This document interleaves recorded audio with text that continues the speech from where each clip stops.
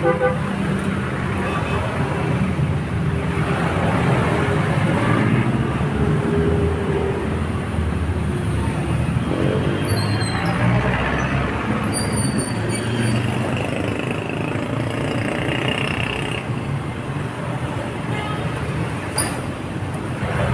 araw sa lahat.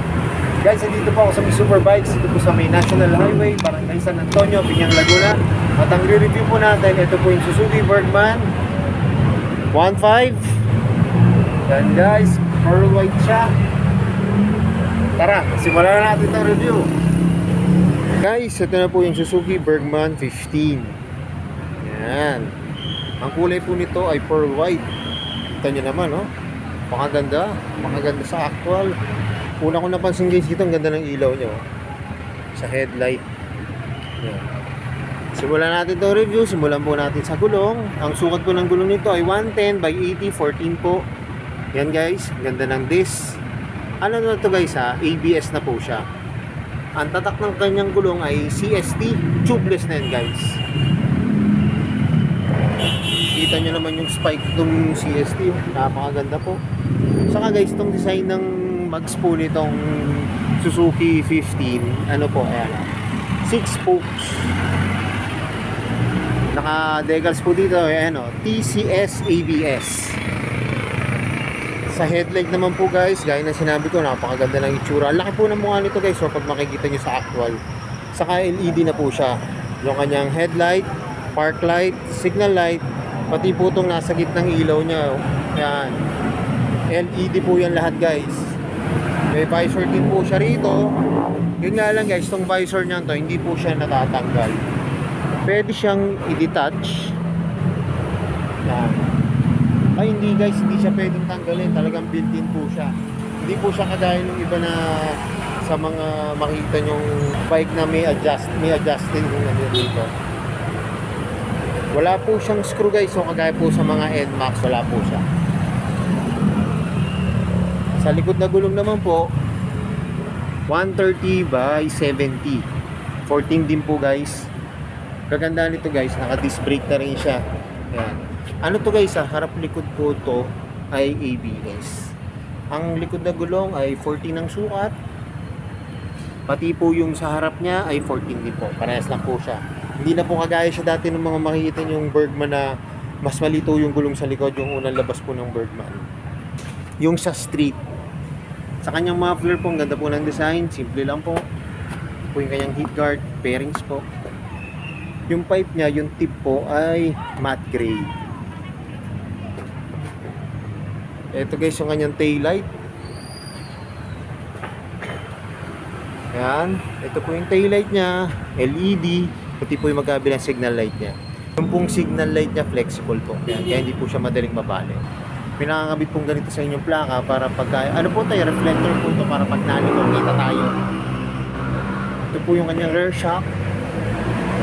May baso po siya. Kung iba nakikita nyo po, dito po sa taas yung kanyang baso. Ito naman po sa pailalim. Yun lang guys, ito po, wala po siyang kickstart. Ito po yung kanyang crankcase. Ito po yung kanyang airbox. Ito po yung tapakan ng angkasan. Yan, ang ganda po. Yung kanyang side stand at center stand po ay glossy na black. Ito po guys, pag binaba nyo to, automatic po mamamatay yung engine.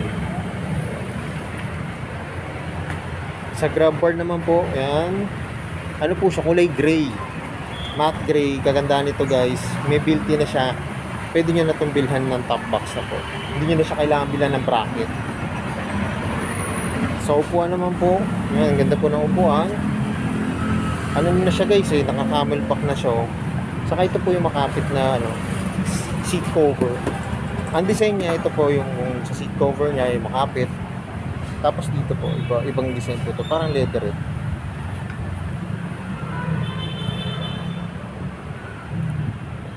May emblem po siya ng Bergman, tapos yung decals po ay 15. Yung iba ko kasi binabase ito 1.5, pero pwede naman po 1.5 o kaya 15 po yan. Bergman 15 o Bergman 1.5. Guys, dito na po yung kanyang gas tank.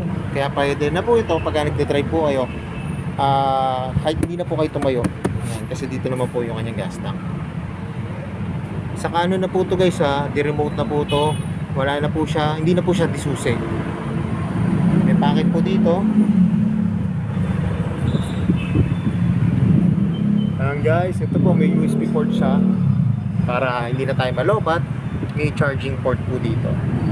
Yung kanyang packet naman, malalim guys. So, yan o, kasyang-kasya yung cellphone, wallet nyo, saka bottled water, kasya po.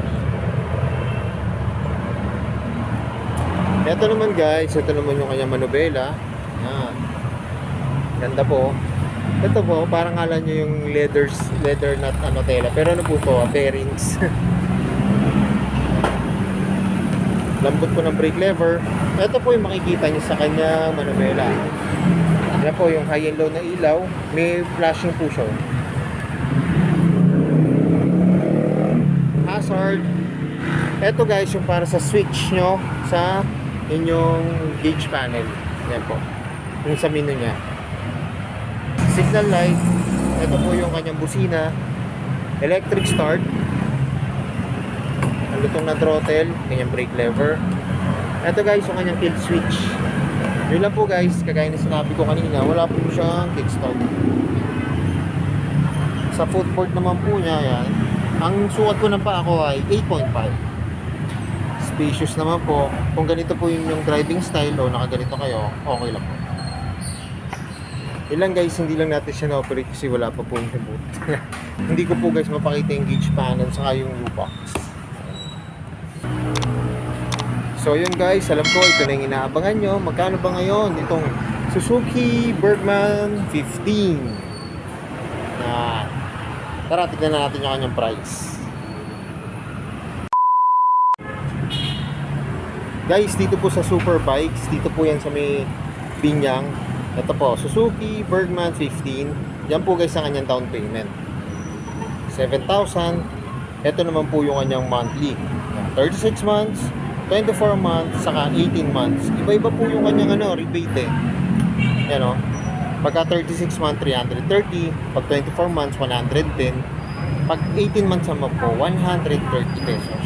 Pero kung gusto niya naman siyang kunin ng cash, yan po yung kanyang presyo. 165,000. Okay guys, kaya kung naghahanap po kayo ng maxi scoot, ngayon, pamasok, pagtrabaho, o pang negosyo po, yan, try nyo po to guys. Itong Suzuki Bergman 15. Saka guys, ito po pag in-start na, hindi na po siya kagaya nung mga lumang Bergman po na may nakalansing. Matining na po yung tono nito. Pagka in-start niya, matining na po siya. Pero syempre guys, mas maganda to kung makita nyo ng actual unit para mas lalo nyo po siyang ma-appreciate. Ang available naman po dito kung kulay ngayon sa may Super Bikes po, ito po ay kulay white. Pero guys, alam ko, meron po itong black. Pwede nyo naman pong orderin po dito po sa kasa ng Super Bikes.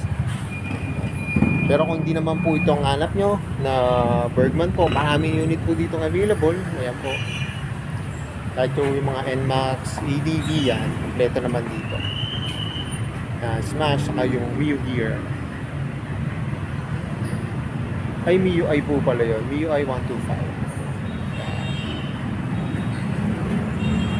So yun guys, pasyalan nyo na po. Mas maganda makita nyo na actual unit. So yun guys, hanggang dito na lang. Kung bago lang kayo sa aking YouTube channel, pa-subscribe naman po at pahit ang notification bell para update po ko sa aking mga videos. Masalamat nga po pala dito sa may Super Bikes at nare-review ko po yung mga motor nyo, lalo nyo po itong bagong Bergman 15. Yan, napakaganda. Guys, marami ding repo dito. Kung gusto nyo na repo, pasyalan nyo rin po.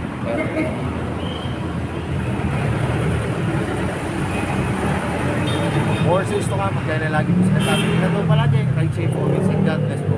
Palagi, share na rin po na mga videos. Lagi tatandaan, mahal tayo ng Diyos. Bye-bye!